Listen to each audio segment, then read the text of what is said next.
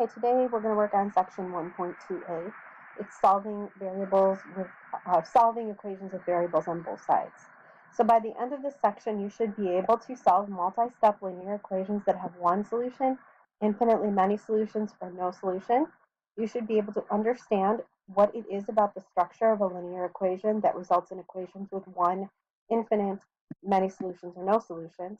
And you should be able to identify and provide examples of equations that are one solution, infinite, and no solutions.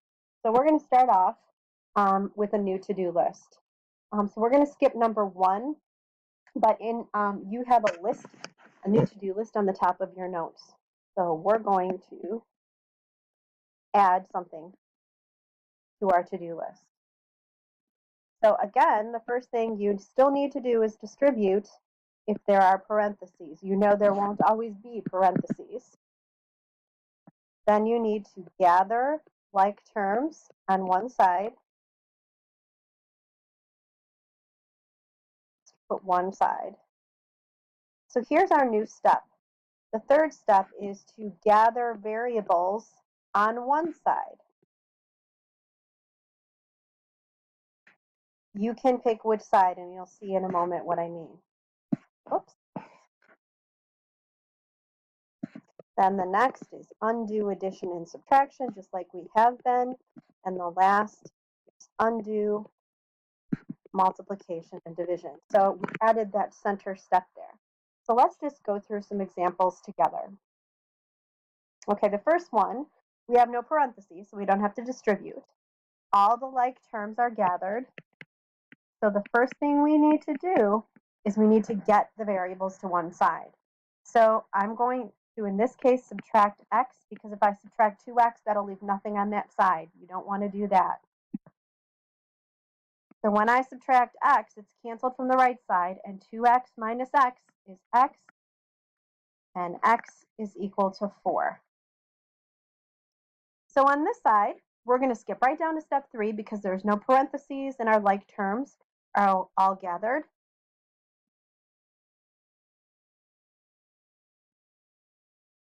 I'm going to subtract 2x from both sides. You could subtract 3x from both sides too. It doesn't matter. You'll end up with the same answer. So I have 3x minus 2x is x plus 3 equals 7. I'm going to undo that addition with the inverse, which is subtraction. So I'm going to subtract 3 from each side. So x is 4. These people like 4s. All right, number 3. Actually, what happened to number 3?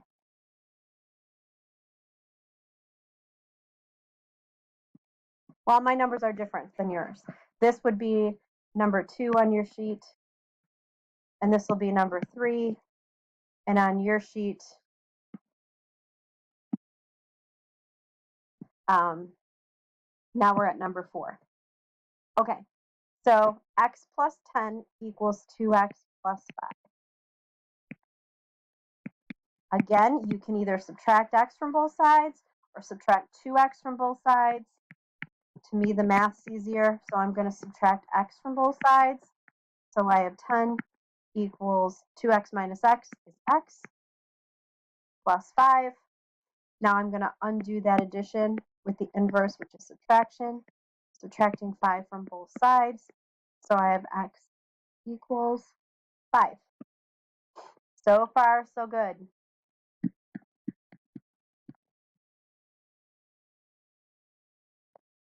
Okay, so here again, we're going to skip right down to step 3 because there's no parentheses, no like terms together. This time, because I like to keep it positive, I'm going to add x to each side. You can subtract also, it still works. So now I have x plus x is 2x plus 5 equals negative 3. I'm going to undo that addition with the inverse by subtracting 5 from both sides. So now I have 2x equals negative 8. And I undo that multiplication by dividing each side by 2. So I have x equals negative 4. And again, they like their 4s. All right, moving on to number 6. So I have 4x equals negative 2x plus 12. So I'm going to add 2x to each side because I'm going to keep it positive and I don't want one side with nothing. So I have 6x equals 12. I'm going to undo that multiplication by division. So x equals 2. X equals 2. Number 7. 2 minus 5x equals negative 6x plus 5. I'm going to add 5x. Now undo that subtracting 5x. Remember to take the x with you when you're moving the variables to one side. So I have 2 equals negative x plus 5. I'm going to undo that addition, the subtraction. So I have negative x on this side. 2 minus 5 is negative 3. I'm not done because x isn't by itself. It still has that negative sign or a negative 1 in front of it. So we're going to divide each side by negative 1, and it switches all the signs. Make sure if you have a negative sign in front of x, you divide by negative 1. So x is 3. Alrighty. Let's move to number 8. So now I have 4x plus 2x. This is equal, sorry, plus 12.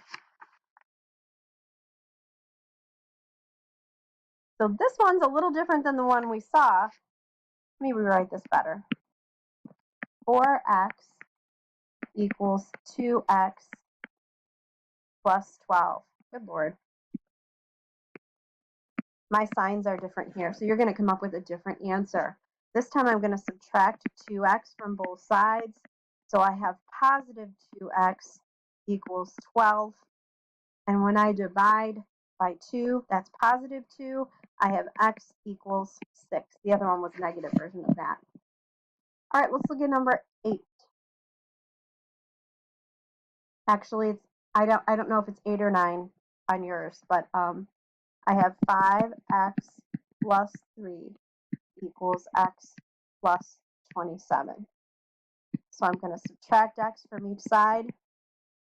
So I have 4x over here plus 3 equals 27.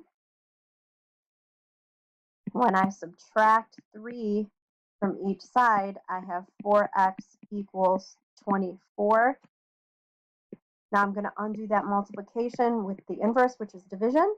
So I have 24 divided by 4, and x is 6. 4s and 6s today. 4s and 6s. Okay, this is number 10.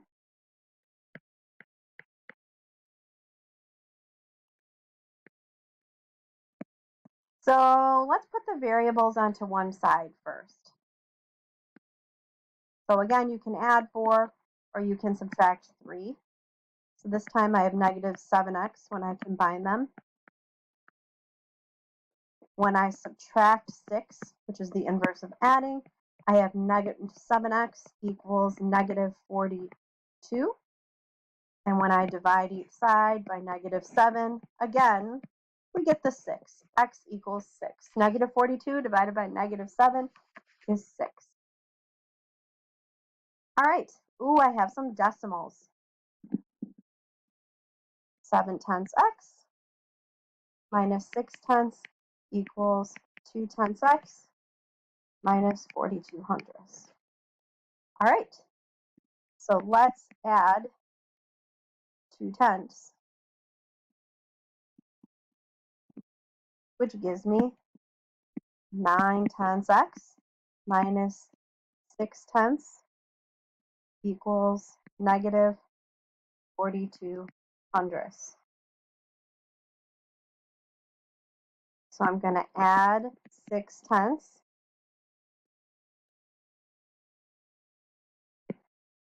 to each side.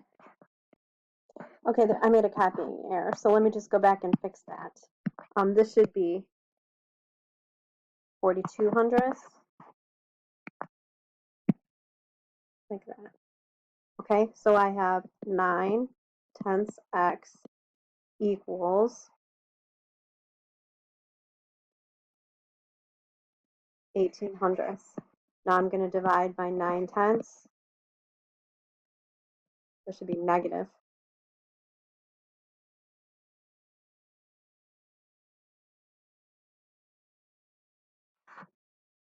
Actually, this is positive. Sorry, no negative sign, because the 6/10 is bigger. Now we're going to divide by 9/10. 18/100 divided by 9/10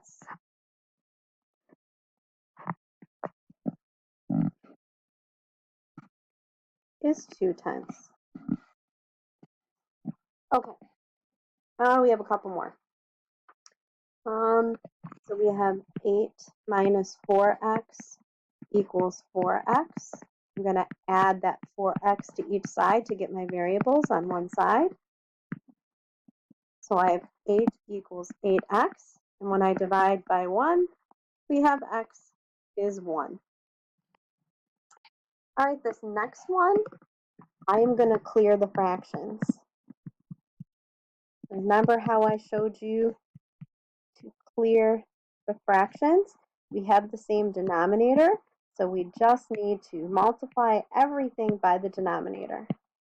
So that cancels, so I have x. Now I'm going to multiply 3 times negative 8, which gives me negative 24. That x cancels, and 3 times 12 is 36, and then I only have the 4x left. So here I'm going to subtract x from both sides.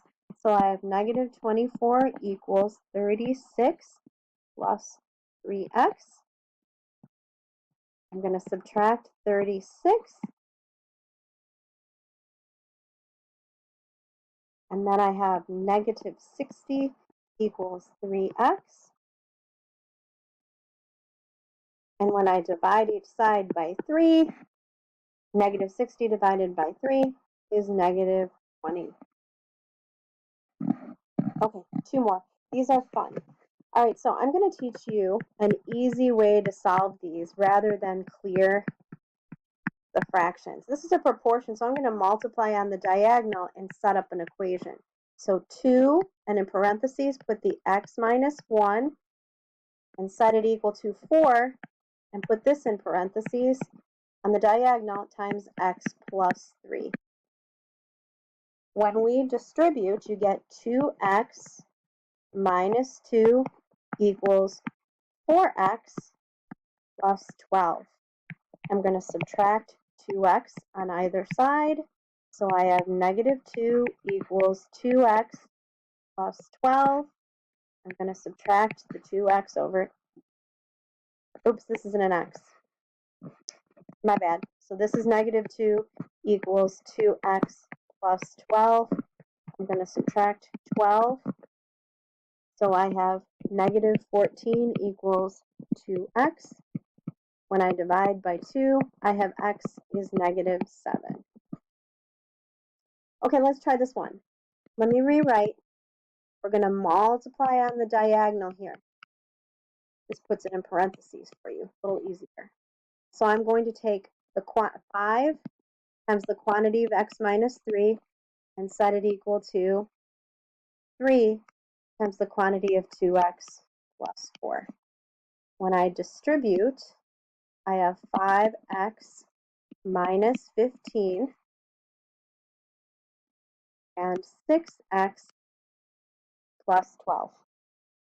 Okay, let's get the x's to one side by subtracting 5x. So I have negative 15 equals x plus 12. Now all I need to do is undo that adding 12 by subtracting it, and I have x equals negative 27, and I'm all done. So these last two just multiply on the diagonal to set up a new equation. All right, thanks.